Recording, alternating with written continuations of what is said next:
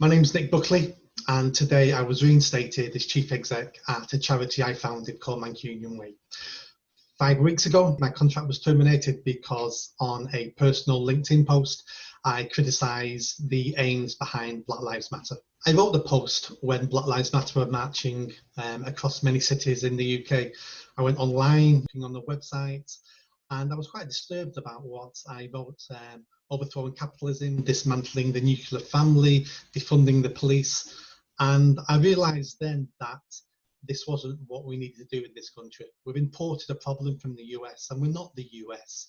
So because nobody else seems to be talking about Black Lives Matter, I wrote a post to educate people on what Black Lives Matter themselves were saying, and that caused some controversy. The reason why I don't believe the aims of Black Lives Matter will improve anyone's life, especially in the cities across the UK, is through the 2 decades of experience I have working on the streets and working in those communities. What we don't need is to give young people, impressionable young people, another excuse not to try and not to work hard and not to succeed. Finding excuses not to try is quite easy in our culture and our society, and we don't need any more excuses. You succeed in this country by having a positive attitude, hard work and determination, and a bit of luck and some help and support. What you don't need is another excuse just to give up, and I feel that's what Black Lives Matter are basically doing. I was completely shocked when my contract was terminated with the charity I founded. In a sort of way, I thought I was untouchable. I thought, this is my charity, I appointed the board, this can't happen to me, but it did. And the reason why it did is because the second someone uses the word racist or Nazi and starts criticizing you on social media, most decent people panic and they think, oh, what's going on? We need to end this now. And the quickest way of ending social media problems is to cancel somebody. But what people don't realize is storms on, especially Twitter, only last a few days, a few weeks, then they're gone. They disappear, they go down the memory hole and never seen again. So if you just hold your nerve, you stick up for what you believe, these things will go away because it's all built on sand. So over the last 5 weeks, the first week was a wasted week. I was in shock. I was grieving for the loss I'd just incurred, which was my charity. And then I realised I needed to fight back, not necessarily for myself, but for everybody else.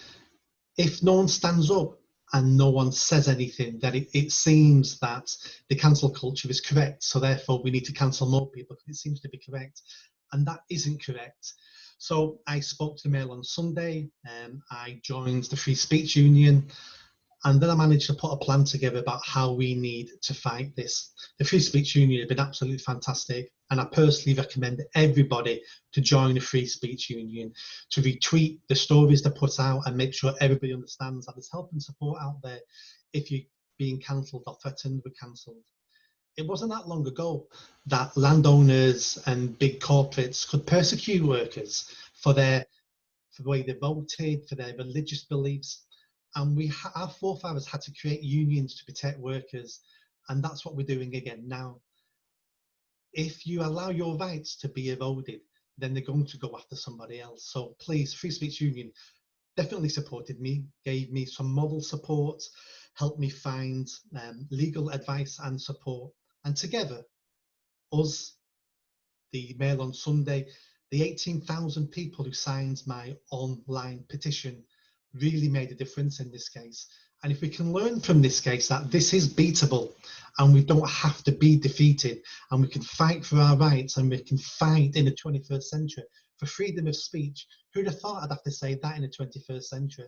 But you do, and we can, and we will win. So stick up for yourself, get some help and support, join the Free Speech Union, and we can overcome this. We forget sometimes that the storms on social media are caused by a couple of % of the population. They have a bigger voice for the amount of bodies involved, and we need to remember that. And the silent majority will always have their say, and my case is proof of that. So freedom of speech isn't about saying what you want to say.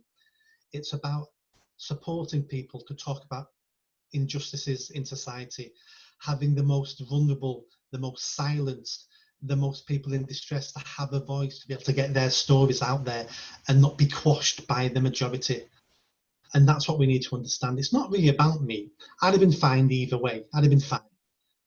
but there's people out there who don't have a voice, and without freedom of speech, they'll never ever be heard, and that's what we're trying to protect.